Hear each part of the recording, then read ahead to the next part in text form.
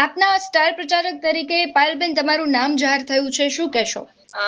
પહેલા તો હું પાર્ટીનો ખૂબ ખૂબ આભાર માનીશ કે એમણે મને મતલબ સ્ટાર પ્રચારક તરીકેની જવાબદારી આપી છે ને પૂરી નિષ્ઠાથી અહીંયા જે કે કામગીરી છે મતલબ ઈમાનદારીથી નિષ્ઠાથી નિભાવીશ.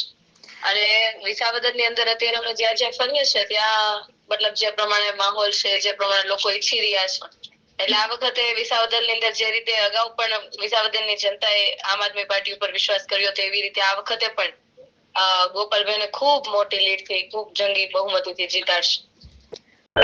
જી પાયલબેન, ખાસ કરીને વાત કરવી છે, તમે વાત કરી કે આપ અત્યારે વિસાવદરમાં ફરી રહ્યા છો, તો તમને લોકમિજાજ કેવો લાગી રહ્યો છે? એકદમ જોરદાર. લોકોના મોઢે બસ એક જ નામ છે કે ગોપાલભાઈ ઇટાલિયા. આ વખતે તો ગોપાલભાઈ ઇટાલિયા જ આવશે એમ. કોઈ પણ અને એનું આપણે અત્યારે બી જોઈએ છે કે ભાજપ પણ મતલબ ડરેલું હોય અને એમને ખુદે એમ પેલું હાર સ્વીકારી લીધું એવી રીતે અત્યારે ના તો એમનો કોઈ પ્રચાર ચાલુ છે, ના તો હજી સુધી એમના ઉમેદવાર જાહેર થયા છે અને ઇલેક્શનના 20 દિવસ બાકી છે. અને જેટલા ગામોમાં જેટલી જગ્યાઓ પર અમે લોકોને મળીએ છીએ, જ્યાં જ્યાં પ્રચાર ચાલી રહ્યો છે, તે તમામ જગ્યાઓ પર એક જ વાત ચાલે છે કે ગોપાલભાઈ ઇટાલિયા જેવો કોઈ વ્યક્તિ નથી ને ગોપાલભાઈ અમારે અહીંયાથી અમારા ધારાસભ્ય તરીકે ગોપાલભાઈ જ આવશે. અને સ્વયંભૂ લોકો પ્રચારમાં જોડાય છે, સ્વયંભૂ લોકો ગામની અંદર વિસ્તારની અંદર પ્રચાર કરે છે, લોકોને સમજાવે છે. એટલે માહોલ અહીંયા જોઈએ ને તો ખૂબ સારો છે ને લોકો જાતે જ જ્યારે અને લોકો જેમ કહેતા હોય કે અમે બધા ખેડૂતો છીએ ને આ વખત અમે ખેડૂતોએ મન બનાવી લીધું છે ગોપાલભાઈ જીતાડવાનું, એટલે પછી તો વાત પૂરી થઈ ગઈ ને હવે તો મતલબ વિસાવદરનો માહોલ આમ એક તરફી હોય ને એવું અત્યારે હાલમાં છે. ખાસ કરીને બેન, તમે ઉમેદવારોના સપોર્ટમાં અત્યારે પ્રચાર કરી રહ્યા છો, તો કયા મુદ્દાઓને લઈને તમે લોકોની વચ્ચે જાઓ છો?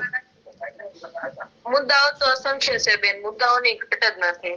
તમે પછી શહેરી વિસ્તારમાં જુઓ તો પ્રાથમિક સુવિધાથી લઈને જે પ્રમાણે કચેરીઓની અંદર જે કઈ કામકાજ ચાલે છે એથી લઈને ઇકોઝોનના મુદ્દા, ખેડૂતોના મુદ્દા, પાક નુકસાનીની સામે વીમો ના પાકવાના મુદ્દા, ઘણા બધા મુદ્દાઓ છે, અસંખ્ય મુદ્દાઓ છે.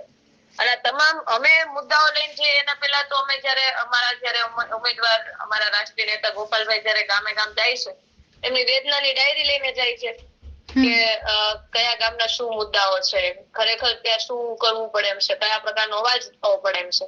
એટલે મુદ્દાઓની ઘટ જ નથી અને લોકોના જે મુદ્દા છે લોકોના મુદ્દાને જ એક એમનો જ અવાજ બનીને અત્યારે પ્રચાર પણ ચાલી રહ્યો છે ને આવનારા સમયમાં એમનો અવાજ ગોપાલભાઈ બનશે.